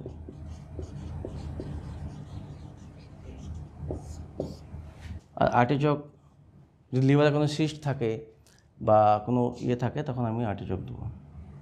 যা কিছু কেয়ার হবে লিভারের জন্য, এই জাতীয় যদি রিপোর্ট হয়, যা হবে সমস্যা লিভারের জন্য, ঠিক আছে? লিভারকে ঠিক করবো। হয়তো এক্সারসাইজ করলাম, একটু হাঁটাহাঁটি করলাম, ডায়েটটা ঠিকঠাক মেনটেন করলাম, বা এই পেশেন্টটা আরও দেখতে হবে কোলেস্ট্রল লেভেল কেমন থাকছে, ভিটামিন ডি কেমন থাকছে। ভিটামিন ডিও দেখতে হবে, কারণ ভিটামিন ডি কিন্তু লিভারে কনভার্ট হয়। ভিটামিন ডি দেখতে হবে, কোলেস্ট্রল দেখতে হবে, অনেক কিছু দেখতে হবে পেশেন্টের। তাহলে আমরা এইভাবে করব। এবার ধরো TSH কম, হাইপার, FT4 নর্মাল, FT3 কম বেশি। কোথায় সমস্যা হতে পারে? TSH কম, FT4 নর্মাল, FT3 বেশি। কী হতে পারে? গ্ল্যান্ডে হতে পারে, লিভারে হতে পারে, দুটোই হতে পারে। গ্ল্যান্ডে হতে পারে, লিভারে হতে পারে, ঠিক আছে? এবার ধরো সব কয়টাই বেশি, এটাও বেশি, এটাও বেশি, তাহলে কোথায় হতে পারে? পিটুইটারি, মাথা, হয়তো টিউমার আছে, ক্যান্সার আছে, তার ট্রিটমেন্ট আলাদা। তাহলে আমরা মেনলি এই হাইপো এবং হাইপার এই দুটো, যেটা গ্ল্যান্ড রিলেটেড এবং লিভার রিলেটেড, সেটুকু আমরা ট্রিটমেন্ট করব। বাকি যে টিউমার ফিউমার ব্রেনে হচ্ছে, ওগুলো তো আলাদা জিনিস, সার্জিক্যাল জিনিস চলে যাবে। এবার যদি থাইরয়েড গ্ল্যান্ডের মধ্যে টিউমার হয়ে যায়, ধরো বড় বড় টিউমার হয়ে গেছে, ক্যান্সার হয়ে গেছে, তাহলে অপারেশন করতে হবে।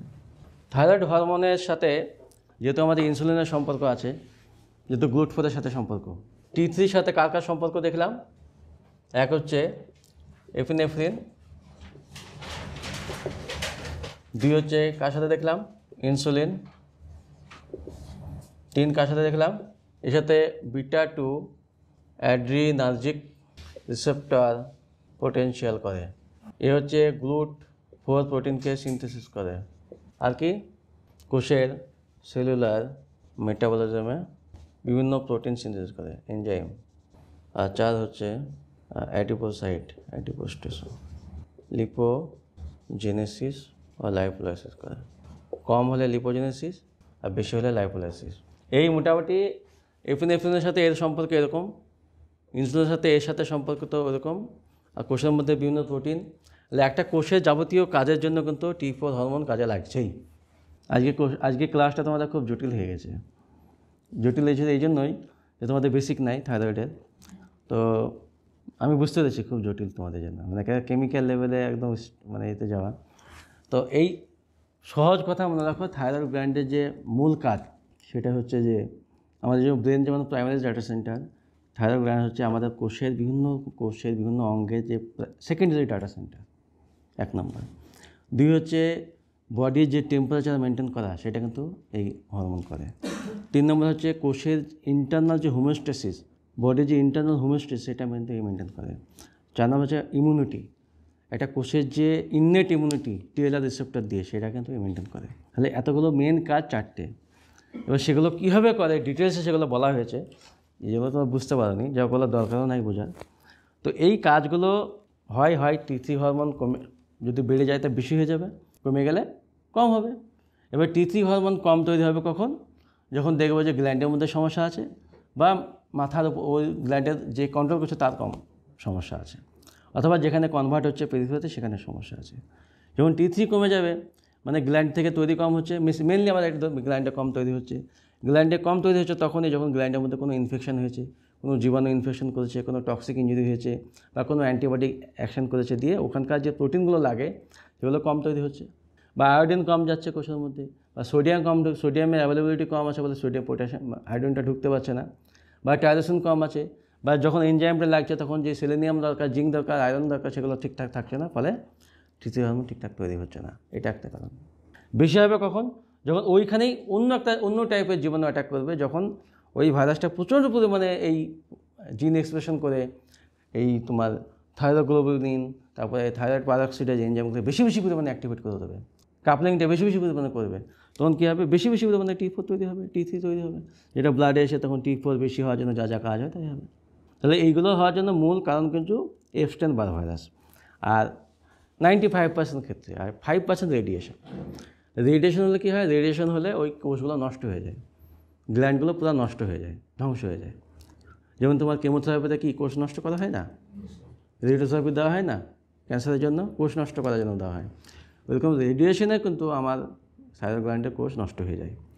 রেডিয়েশন মানে মোবাইলের টাওয়ার বলো, মোবাইল বলো, তারপর সিটি স্ক্যান বলো, MRI বলো, বা আদার্স যে সমস্ত এখান থেকে রেডিয়েশন আসছে, UV রেজ বলো, সেখান থেকেই হতে পারে। তো 5% এটা দায়ী, আর 95% এই ভাইরাসটা দায়ী। এবং এই ভাইরাসের উপরে মোটামুটি এখন 6-7টা স্টাডি বেরিয়ে গেছে যে যাদের হাইপো বা হাইপারথাইরয়েড আছে তার সঙ্গে কিন্তু এপস্টেইন ভাইরাসের সম্পর্ক আছে। এই মোটামুটি গল্প। এবার যদি দেখি এই সমস্যা আছে, তাহলে আমি প্রত্যেক পেশেন্টে অ্যাজ এ জেনারেল কী করবো? যদি দেখি গ্ল্যান্ডের সমস্যা আছে, তাহলে আমি দুটো কেয়ার নেবো, এক হচ্ছে গ্ল্যান্ডের সমস্যা, লিভারের কী সমস্যা নেবো। তো লিভারের সমস্যা তার থাকবেই, এই জন্য থাকবে যে আমি জানি যে থাইরয়েড গ্ল্যান্ডে অ্যাটাক তখনই করছে যখন সেকেন্ড স্টেজ ক্রস করছে, আর সেকেন্ড স্টেজেও লিভারকে অতিক্রম করে চলে এসছে, লিভারের সমস্যা থাকবেই। লিভারে কেয়ার নেবো, লিভারে কেয়ার নেওয়ার জন্য যা যা দরকার, অ্যান্টিভাইরাল ফুড, লিভারের যে সিলিমারিন, গ্লুটাথায়ন বা হচ্ছে তোমার হেভি মেটাল ডিটক্স, এগুলো অ্যাড করবো। আর গ্ল্যান্ডকেও আমি ঠিক করার জন্য আর্টিচোক অ্যাড করবো, আর সঙ্গে হেভি মেটাল ডিটক্স অ্যাড করবো। অ্যান্টিভাইরাল ফুড ক্যাটস ক্লো, লেমন বাম, জাইটাস বা লিকোরিস, এগুলো অ্যাড করবো। এগুলো খেয়ে পেশেন্ট কিন্তু সুস্থ থাকবে। আর সিমটোম্যাটিক যদি দেখি যে খুব বেশি বা খুব কম পরিমাণে T4 বা T3 হরমোন কম আছে ব্লাডে, তাহলে আমি কী করবো, একটা এলট্রক্সিন বা লিওথাইরোনিন অ্যাড করে দেবো। যদি তাতে পেশেন্ট সুস্থ হয়ে যায়, তারপর যখন দেখবো মোটামুটি সিমটম কমে গেছে, তখন কিন্তু ওই যে আমাদের পার্মানেন্ট কিউর যেটা সিস্টেম, সেটাও চলতে থাকবে। দিয়ে এরপরে 2-3 মাস পরে পেশেন্টকে বলবো এবার যদি আপনি রিহ্যাবে ঢুকতে চান, রিহ্যাব মানে 90 ডেজ যে রিহ্যাব, সেটা আপনাকে করতে হবে। এখানে তোমরা একটু বইটা খোলো তো দেখি, দেখো বইয়ে লেখা আছে। এখানে তোমরা ওই যে থাইরয়েডের চিকিৎসা দেখবা, এখানে এফস্টেন ভাইরাসকে নষ্ট করা বা কিল করা একটা প্রথম কাজ। নিষিদ্ধ খাবার কী কী আছে সেটা মানা আছে, দুধ, ডিম, দুধ, গ্লুটেন, এগুলো বলা আছে, এগুলো দেখে নেবে। আর হিলিং ফুডের মধ্যে দেওয়া আছে, দেখো আর্টিচোক দেওয়া আছে, এই পেজে অনেকগুলো খাবার দেওয়া আছে। এগুলোর মধ্যে যে কোনো একটা খাবার, 2টো খাবার ডেইলি খাবে, ঠিক আছে, 112। আর তারপরে লাস্টে দেওয়া আছে দেখো 90 ডেজ রিহাব। এখানে প্রথম 30 দিন কী খাবে, দ্বিতীয় 30 দিন কী খাবে, আর তৃতীয় 30 দিন কী খাবে, সেটা পরপর লেখা আছে। এগুলো তোমরা দেখে নিও। আর হিজামা যে আমি বলেছিলাম গ্ল্যান্ডের 2 পাশে আর এই C7-এর উপরে। আচ্ছা, আমরা দেখলাম যে এতক্ষণ শুধু কজটা দেখলাম। এবার কোন কোন জিনিস এই কজটাকে বাড়িয়ে দেয়, কোন কোন জিনিস, কোন কোন ট্রিগার ফ্যাক্টর এই সমস্যাগুলোকে, এই এফস্টেন ভাইরাসের অ্যাটাককে বাড়িয়ে দেয়। প্রথম হচ্ছে মোল্ড, মার্কারি বলেছি, মার্কারি যে কোনো ফর্মে থাকতে পারে, ওষুধের ফর্মে থাকতে পারে, বাল্বে থাকতে পারে, সব এতেও মার্কারি ভরা আছে। Zinc deficiency, vitamin B12 deficiency, pesticide, DDT, insecticide in home, মানসিক আঘাত, এপিনেফ্রিন চলে আসবে, বিশ্বাসঘাতকতা, এটা এপিনেফ্রিন চলে আসবে। ভাইরাস ফ্রেন্ডলি প্রেসক্রিপশন ওষুধ, খুব বেশি পরিমাণে ওষুধ খাওয়া। মেজর হরমোনাল চেঞ্জ, মানে যখন বাচ্চা হওয়ার সময়, বাচ্চা হওয়ার পর, বা যখন একটা মানে পিউবার্টি হচ্ছে বা মেনোপজ হচ্ছে বা মেনার্কি হচ্ছে, তখন হবে।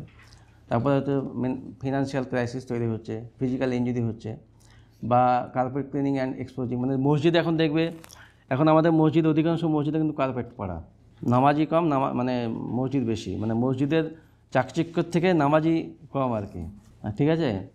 তো এখন মসজিদে সব কম্পিটিশন দিয়ে টাইলস বসানো হলো, এই টাইলসে পা দিয়ে নামাজ পড়তে পারছে না, এত ঠান্ডা, তখন কি কার্পেট কেনা হলো। এবার কার্পেটে ধরো 50টা যদি লোক হয়, এখন মসজিদে গেলে দেখা যায় যে 10 থেকে 15টা লোক খক করছে। তাহলে খক করলে সেই খপের যে জিনিসটা তো কার্পেটে ঠেকলো। আমি এবার আসার সময় নামাজ পড়ে দিলাম, জোহরের সময় আসার সময় যাচ্ছি, মাগরিবের সময় ওই জায়গাতে তো আমি পড়েছি। এবার ওই খকের কাশিটা জীবনটা আমার পাশে ঢুকলো। এটা এই যে কমন মানে কী বলে, ট্রান্সমিশন অফ প্যাথোজেন জীবনে কিন্তু বেশি পরিমাণে হচ্ছে, 1 নম্বর। 2 হচ্ছে, যদি কার্পেট না থাকতো তাহলে কী হতো, ডেলি মসজিদটা ক্লিন হতো, ধোয়া হতো, তাহলে আরও পরিষ্কারভাবে নামাজ পড়া যেত। 3 নম্বর হচ্ছে, কার্পেটে কিন্তু ইটসেলফ প্রচুর পরিমাণে ফাঙ্গাস জন্মায়, মানে সাদা এবার ছাতার মতো জিনিস জন্মায় প্রচুর। একটু ভিজিয়ে রেখে দেবা, যে 5 দিন ওখানে কেউ হাত দেবা না, দেখবা কী হয়ে গেছে। তো এই ফাঙ্গাস কিন্তু, এই মোল্ডগুলো কিন্তু পেটের মধ্যে, আমাদের সিস্টেমের মধ্যে প্রচুর সমস্যা তৈরি করে। এগুলো মোল্ডগুলো অ্যাকচুয়ালি নিউরোটক্সিক। 2 হচ্ছে, যে কোনো ভাইরাস প্যাথোজনকে অ্যাক্টিভেট করে। 3 হচ্ছে, জেনেটিক মিউটেশন করতে পারে, ক্যান্সারও তৈরি করতে পারে। তাহলে সেই কার্পেট আমরা কিন্তু শুধু মাথায় কপালে একটু লাগবে না বলে, আঘাত কম পাবে বলে কিন্তু আমরা মসজিদে কার্পেট টাঙাচ্ছি। কার্পেট উঠে ফেলতে হবে, কার্পেট থেকে প্রচুর অসুখ হয়। তো এখানে আছে কার্পেট ক্লিনিং অ্যান্ড এক্সপোজিং, এটা কিন্তু ভেরি ইম্পর্ট্যান্ট। কার্পেট থেকে কিন্তু অনেক অসুখ হয়, কার্পেটে প্রচুর ফাঙ্গাস থাকে। আর তারপরে ফ্রেশ পেন্টিং, এটা বাড়িতে নতুন পেন্টিং করেছো কেমিক্যাল। তারপরে ঘুম না হলে, আর যে কোনো মশা মাছি মানে পোকা কামড়ালে বা বিছেতে কামড়ালে কিন্তু এই সমস্যা বেড়ে যাবে, হরমোন বেড়ে যাবে। তো এতগুলো জিনিস তোমরা আজকে জানলে। মুদ্রা কথা হলো যে থাইরয়েড হরমোনের যে সমস্যা, সেটা কিন্তু আমাদের খুব বেড়ে যাচ্ছে। আমাদের সচেতন থাকতে হবে এই জন্যই যে সমস্ত জিনিস থেকে আমাদের সমস্যা হচ্ছে। এখন তো কম বেশি সবাই এই এফস্টেন ভাইরাসে আক্রান্ত।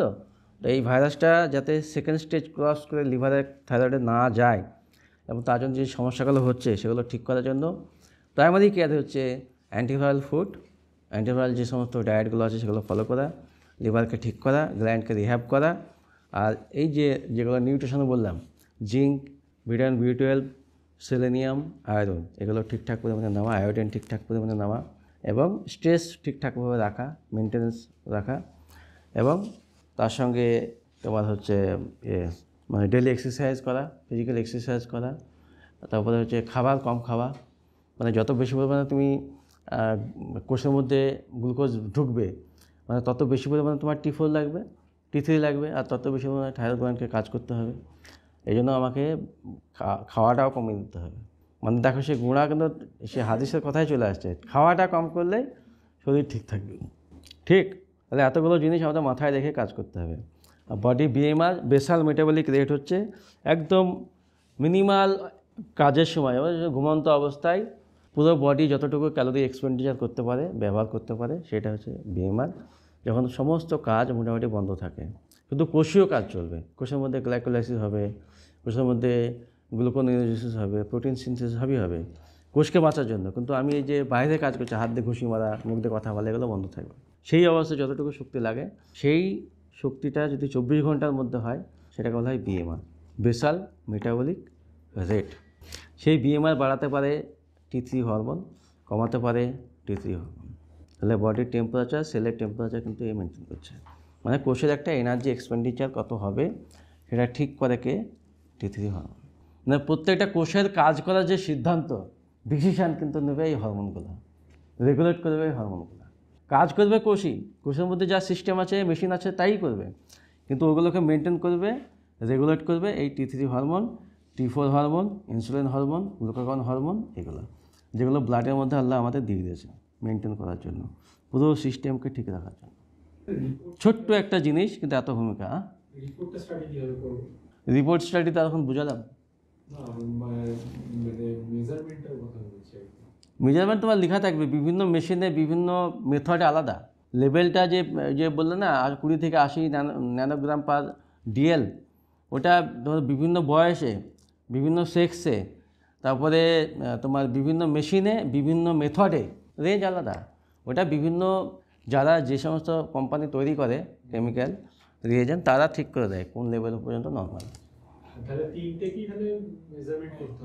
তিনটেই করতে হবে। তার সঙ্গে যদি মনে হয় যে গ্ল্যান্ডের সমস্যা হয়েছে, TPO করতে হবে, TG করতে হবে। আর যদি ফুলে যায় গ্ল্যান্ড, তাহলে USG করতে হবে। আর যদি ফুলে গিয়ে USG গ্ল্যান্ড যদি ফোলা দেখি যে টিউমার হয়েছে, তাহলে FNSC করতে হবে। FNSC করে দেখা যায় যে টিউমার হয়েছে, ক্যান্সার হয়েছে, তাহলে এটা বাদ দিতে হবে। সবগুলো নর্মাল, কিন্তু মাথার মধ্যে সমস্যা হচ্ছে, তাহলে মাথার টিউমার অপারেশন করতে হবে। কিন্তু দুটো কনসেপ্ট ক্লিয়ার হলে, এক হচ্ছে আমরা যে গড়পড়তা FT4 খাই, লিভোথাইরক্সিন, সেটা সবসময় ঠিক না। কন্টিনিউ যে খেতে থাকছি সেটাও ঠিক না, তাহলে আমাকে এটা বন্ধ করতে হবে। কারণ হচ্ছে লিভোথাইরক্সিন যেটা তৈরি হয়, সেটা বেসিক্যালি বিভিন্ন প্রাণী, বিশেষ করে শূকরের ওই তোমার যে কোষ থেকে ইনসুলিন তৈরি হয়, মানে থাইরয়েড হরমোন তৈরি হয়, সেই কোষটাকে তোলা হয়, তুলিয়ে তাকে ক্লোনিং করা হয়, মানে চাষ করা হয়। চাষ করে যতগুলো কোষ তৈরি হলো, সেই কোষ থেকে যে তৈরি হলো, সেইটাকে নির্যাসটা বের করে আমরা ট্যাবলেট ফর্মে নিয়ে এসে বার করে বের করি। তাহলে ওটা ওই থাইরয়েড হরমোন আর আমাদের হরমোন তো একই, প্রায় একই, কিন্তু একটা পার্থক্য থাকবেই পার্থক্য। সেই পার্থক্য থাকার জন্য ওই বাইরেকার খাওয়া যে T4টা T3তে কনভার্ট হবে, কনভার্টের যে লেভেলের ও যেটা থাকবে এক্স্যাক্টলি আমাদের মতো না, কিছুটা চেঞ্জ থাকবে। তো আমাদের দেহের T4 নিজের তৈরি হওয়া T3 যেভাবে একটা জিনকে এক্সপ্রেস করাবে, একটা প্রোটিন সিনথেসিসে স্টিমুলেট করতে পারবে, বাইরেকার খাওয়া T4 বা T3 সেইভাবে স্টিমুলেট করতে পারবে না, একই রকম করতে পারবে না, কিছুটা চেঞ্জ হবে। আর কিছুটা যদি চেঞ্জ হয়, তাহলে ও নিজেই একটা আমার দেহের মধ্যে ফরেন বডি হিসেবে কাজ করবে। তখন বিভিন্ন রকম ভিতর থেকে বিভিন্ন রকম কেমিক্যাল বা তোমার জেনেটিক এক্সপ্রেশন, মিউটেশন বা পরবর্তীকালে নানা রকম সমস্যাগুলো হতে পারে। এই জন্য 12 মাস 12 বছর মানে কন্টিনিউ যে আমি থাইরক্সিন ট্যাবলেট খাবো, এটা কিন্তু ভুল না। আর তুমি ইমিডিয়েট খেয়ে একটু কমাও, সিমটম কমাও, কিন্তু 2-1 মাসের মধ্যে তুমি এই রিহ্যাবে ঢুকো। কিন্তু গ্রাম্য এলাকায় স্যার এইগুলো তো চলছে। খাক না, তা এখন তো ব্রেন ওয়াশ করা হয়েছে না সবার, তো এইভাবেই বলছি। লাইফ টাইম খেতে হবে, কিন্তু খাক, খেলে বুঝতে পারবে। এবার এই হরমোনের গ্ল্যান্ড সমস্যা হওয়ার জন্য দেখো ডায়াবেটিস থাকছে, মানে আমি জানি ডায়াবেটিস হবে, কারণ আমি জানি এটাকে বেশি তৈরি করছে কে, আর এটা বেশি না তৈরি হলে কে ব্লাডে বেড়ে যাবে, গ্লুকোজে ঢুকতে পারবে না কে, কোষের মধ্যে গ্লুকোজ ঢুকতে পারবে না কে, যদি ওটা কমে যায়, তাহলে কমে গেলে গ্লুকোজ ঢুকতে পারবে না, মানে ব্লাডে গ্লুকোজ বাড়বে, মানে কি ডায়াবেটিসের সাথে কার সম্পর্ক? হাইপোথাইরয়েডের সম্পর্ক। তাহলে ডায়াবেটিস যদি হাইপোথাইরয়েড থাকে তাহলে ডায়াবেটিস হওয়ার চান্স বেশি। আবার হাইপোথাইরয়েড হলে যদি বলেছি লিপো বেশি পরিমাণে মানে কমে গেলে কী করবে, লিপিড খেয়ে জমিয়ে দেবে, বেশি লিপিড জমাবে, বেশি লিপিড জমালে কী হবে, কোলেস্ট্রল বাড়বে, তাহলে কোলেস্ট্রলের সমস্যা হবে। তাহলে সব একটার সঙ্গে একটা কানেক্টেড, আলাদাভাবে চিকিৎসা করার কোনো দরকার নেই, সব কিছু একসঙ্গে বুঝতে হবে, হলিস্টিকলি ট্রিটমেন্ট করতে হবে। বুঝে গেল? আজকে মেন হচ্ছে লাইপোলাইসিস। লাইপোলাইসিস মানে একটা কোষের মধ্যে চর্বি জমে আছে তাকে ভাঙা, মানে আমার দেহের মধ্যে ধরো শুকিয়ে আছে, আমি রোজা করবো সামনে কদিন পরে, তো রোজার সময় তো আমার গ্লাইকোজেন শেষ হয়ে যাবে সকাল 10টার মধ্যে, 10টা-11টার মধ্যে আমার লাইপোলাইসিস মানে শুরু হয়ে যাবে। সকালে ভোরবেলা যা খাবো ধরো খেয়ে শক্তি একটু যা লাগলো বাকিগুলো লিভারে জমবে, গ্লাইকোজেন হিসেবে জমবে। এবার ওই 10টা-11টা থেকে গ্লাইকোজেন ভাঙতে শুরু করবে, ভেঙে আরও 3 ঘন্টাও চালাবে আমাকে। ঠিক মোটামুটি 11টার সময় দেখা শুরু হয়ে গেল তোমার লাইপোলাইসিস, মানে তোমার পিঠের মধ্যে যত চর্বি জমে আছে টিএইচগুলো ভাঙতে শুরু করবে। টিএইচগুলো ভাঙার জন্য যে হরমোনটা কাজ করবে, মানে ইনিশিয়েট করবে, শুরু করবে, মানে সুতো বুনবে প্রথমে, যে সে হচ্ছে T3 হরমোন আর এপিনেফ্রিন হরমোন। এই দুটো হরমোন ঢুকে কী করবে, লাইপোলাইসিস অ্যাক্টিভেট করবে, যে এনজাইমটা লাগে তাকে অ্যাক্টিভেট করবে, দিয়ে চর্বি ভেঙে ফ্যাটি অ্যাসিড তৈরি হবে। সে ফ্যাটি অ্যাসিড ভেঙে গিয়ে মাইটোকন্ড্রিয়া ঢুকবে, মাইটোকন্ড্রিয়া ঢুকে তখন বিটা অক্সিডেশন হবে, সে অ্যাসিটাইল করে তখন কী হবে, ক্রেবস সাইকেলে ঢুকবে, দিয়ে এটিপি তৈরি করবে, যা আমাকে বাঁচিয়ে থাকবে, সুস্থ থাকবে। তাহলে এই কাজটা T3 হরমোন করবে। আচ্ছা, দুই হচ্ছে একটা কোষের কতটুকু শক্তি দরকার, কোন অবস্থায় কতটুকু শক্তি দরকার, কতটুকু শক্তি উৎপন্ন করতে হবে, সেটা ঠিক করে দেয় T3 হরমোন।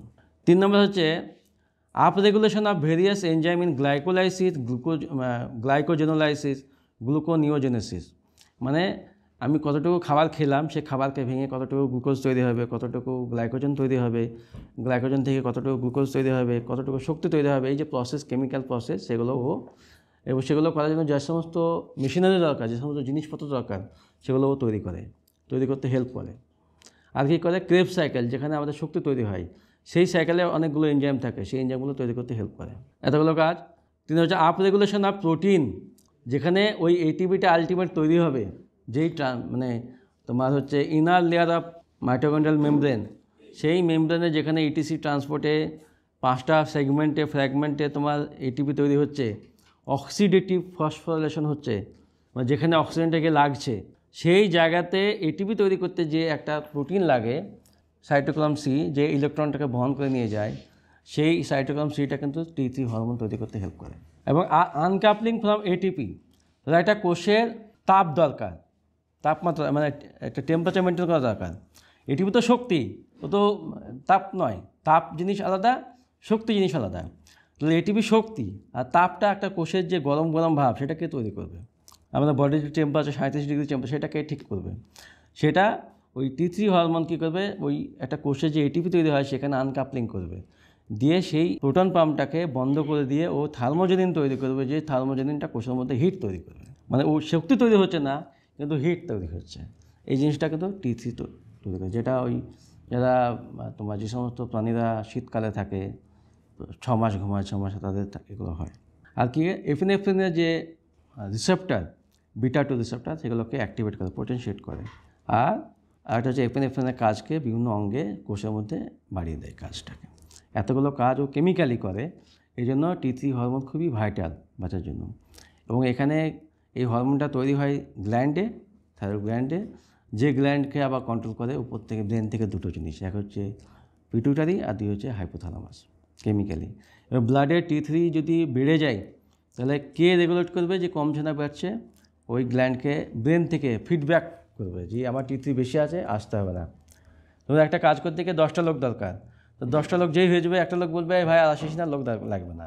কিন্তু T3 বলবে, কাকে বলবে, পিটুইটারিকে বলবে যে তোমার আর লাগবে না, এখন তুমি থামো, এখন আমি ঠিক আছি। টিআরএইচকে বলবে আমি ঠিক আছি, এখন থামো। নেগেটিভ ফিডব্যাক করবে, এই নেগেটিভ ফিডব্যাক দিয়ে কিন্তু তোমার T3 হরমোনকে কন্ট্রোল করে এই TSH আর TRH, যেটা এই গ্ল্যান্ডের উপর কাজ করে। এইটুকু, আর বিশেষ কিছু নেই। এইটুকু, এতগুলো জিনিস আছে, কিন্তু এর উপরে ভিতরে অনেক কিছু জিনিস আছে যেগুলো জানার প্রয়োজন নেই। আর নর্মাল লেভেল হচ্ছে তোমার যেটা বললাম 80 থেকে 200 ন্যানোগ্রাম পার TL, 1.22 থেকে 1.3.08 ন্যানোমোল পার লিটার। এটা বিভিন্ন মেশিনে বিভিন্ন, এটা মোটামুটি একটা স্ট্যান্ডার্ড। রিপোর্টে লেখা থাকে নর্মালটা। হ্যাঁ, ওটা মেশিন আলাদা, মেশিন মেথড আলাদা সব। আমি একটা জিনিস পাঠিয়ে দেবো হোয়াটসঅ্যাপে, দেখে নেবো, তাহলেই হবে। ঠিক আছে? এটা যদি বেশি হয়, সবগুলো বেশি হওয়ার কথা, এ দুটো বাদ দিয়ে এগুলো সবগুলো বেশি হওয়ার কথা, মানে এও বাড়বে, এও বাড়বে, এও বাড়বে। যদি অ্যান্টিবায়োটিক কোনো ইনফেকশন নাই তাহলে এটা থাকবে না। তাহলে আমি এই পেশেন্টে কি পাবো? হাইপার থাইরয়েডিজম পাবো। কখন হবে এটা? মানে হাইপোথ্যালামাসে কি হচ্ছে, হাইপোথ্যালামাসে ওকে কেউ উত্তেজিত করেছে। কে উত্তেজিত করতে পারে? ফিডব্যাকে টিথি করতে পারে, যে টিথি বলছে ভাই আমার নাই, তুমি কিছু বলো, মানে হাই অফিসে লেগেছে, ও করতে পারে। এটা যদিও কম, অথবা ব্রেনে হাইপোথ্যালামাসে কোনো টিউমার হয়েছে, ব্রেন টিউমার হয়েছে বা ব্রেন ক্যান্সার হয়েছে, কিছু একটা হয়েছে, এটা হতে পারে পিডিটারি। এবার তো এটা হয়ে গেল। এবার তো এটা ঠিক আছে, টিএসএইচ বেশি হয়েছে, টিএসএইচ বেশি হলে এটাও বেশি হবে, এটাও বেশি হবে, হিসাব মতো বেশি হবে। তাহলে এই তিনটে যদি বেশি হয় তাহলে বুঝতে হবে ওই গ্ল্যান্ডের সমস্যা থেকে বেশি সমস্যা এখানে যেখানে বেরোচ্ছে, মানে হাইপোথ্যালামাসের সমস্যা, মানে এখানে কোনো টিউমার হয়েছে বা কিছু হয়েছে, বুঝা গেল? আচ্ছা, এবার হচ্ছে টিএসএইচ বেশি, টি4 বেশি, কিন্তু টি4 এই টি4 টি3 বেশি, মানে টি4 কম। টি4 কম তৈরি, মানে দুটোই তো সমান তৈরি হবে গ্ল্যান্ডে, কিন্তু টি4 তৈরি হচ্ছে না, কম তৈরি হচ্ছে, কিন্তু টি3 বেশি আর টিএসএইচ বেশি। তাহলে কি হতে পারে? Euthyroid hypothyroidism. মানে ওর টি4 ঠিকই কম তৈরি করতে পারছে, টি3 ঠিক, মানে উচ্চ লেভেলে ঠিক আছে, মানে কি লিভারে যে স্টোর আছে সেটাকে কাজে লাগাচ্ছে, কিন্তু এখান থেকে গ্ল্যান্ড থেকে বেশি পরিমাণে তৈরি করতে পারছে না। তাহলে কি হয়? সাব ক্লিনিক্যাল, একেবারে sub clinical hypothyroidism, sub clinical আর ইউথাইরয়েড হাইপোথাইরয়েডিজম। হলো? এবার তো এটা হলো, এবার এটা তো বেশি, এটা কম, এটাও কম, মানে ব্লাডে এ কম আছে বলে, এই গ্ল্যান্ডটা উত্তেজিত হয়েছে ফিডব্যাক উত্তেজিত, এটা তৈরি করতে বেশি হেল্প করছে, মানে টি3 টি4 দুটোই কম, মানে কি গ্ল্যান্ডটা কাজ করতে পারছে না, এই গ্ল্যান্ডটা কাজ করতে পারছে না মানে কি হাইপো অ্যাক্টিভ আছে। হাইপো অ্যাক্টিভ হলে কি কি কারণ হতে পারে? এক হচ্ছে ইনফেকশন হচ্ছে, অথবা ওখানে ইঞ্জুরি, কোনো টক্সিক ইঞ্জুরি হয়েছে বা রেডিও অ্যাক্টিভ ইঞ্জুরি হয়েছে, ফলে এই গ্ল্যান্ডের হয় রেডিয়েশন থেকে ইঞ্জুরি হয়েছে, অথবা কোনো ভাইরাস ইনফেকশন হয়েছে, অথবা ইমিউনিটি কোনো ইনফেকশন করেছে। তাহলে ইমিউনিটি কোনো ইনফেকশন হলে আমি অ্যান্টিপিও করবো, টিজিএবি করবো, যদি দেখি এটাও পজিটিভ, তার সঙ্গে এরকম রিপোর্ট, তাহলে বুঝতে হবে যে হ্যাশিমটোস হাইপোথাইরয়েডিজম হচ্ছে। বুঝা গেল? এবার ধরো টিএসএইচ কম তৈরি হচ্ছে, তাহলে এই কম হলে এটাও কম হওয়ার কথা, এ কম তৈরি হচ্ছে, এও কম তৈরি হচ্ছে। সমস্যা কোথায় হতে পারে? পিটুইটারি হতে পারে, মানে পিটুইটারি কাজ করতে পারছে না, মানে ওর কোনো অ্যাট্রফি হয়েছে, পিটুইটারি গ্ল্যান্ডে কোনো সমস্যা হয়েছে, টিউমার নষ্ট হয়ে গেছে গ্ল্যান্ডটা, তাহলে এগুলো তৈরি করতে পারছে না। এবার ধরো টিএসএইচ কম আছে, টি3 বেশি আছে, টি4 বেশি আছে, মানে টি3 এত বেশি পরিমাণে তৈরি হচ্ছে, টি4 এত বেশি তৈরি হচ্ছে যে এ নেগেটিভলি একে ফিডব্যাক করছে যে ভাই আমি অনেক আছে, তোকে আসতে হবে না, নেগেটিভ ফিডব্যাক করছে, ফলে আর বেশি অ্যাক্টিভিটি দেখাচ্ছে না, এ কমে গেছে ব্লাডে, কিন্তু টি4 টি3 বেশি হয়ে গেছে, মানে হাইপার অ্যাক্টিভ হয়ে গেছে।